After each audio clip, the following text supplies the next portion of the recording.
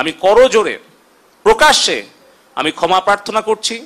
যদি আমাদের তরুণ তরুণীরা, আমাদের ছাত্রছাত্রী ভাই বোনেরা তারা যদি মনে করে যে এই দেশব্যাপী ইন্টারনেটের সেবা ব্যাহত হওয়ার জন্য কেউ দায়ী, তাহলে সেই দায়ী আমি দায়িত্বপ্রাপ্ত ডাক এবং টেলিযোগাযোগ তথ্য প্রযুক্তি প্রতিমন্ত্রী হিসেবে সারা দেশব্যাপী ইন্টারনেট সেবা ব্যাহত হওয়ার জন্য এই দায় এবং দায়িত্ব আমার, এবং সেই দায়িত্ব সঠিকভাবে পালনে ব্যর্থ হওয়ার জন্য যদি কারো শাস্তি হয় সেটা হওয়া উচিত আমার।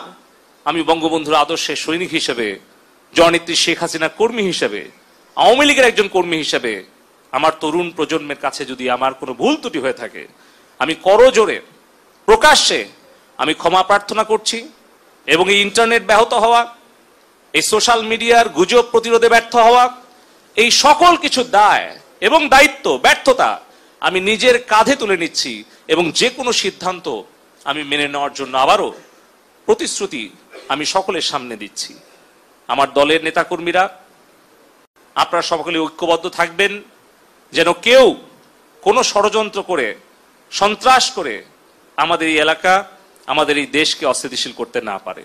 ইনশাআল্লাহ মহান আল্লাহ পাক উপরে আছেন, আমাদের নিয়ত সহি আছে, সঠিক আছে।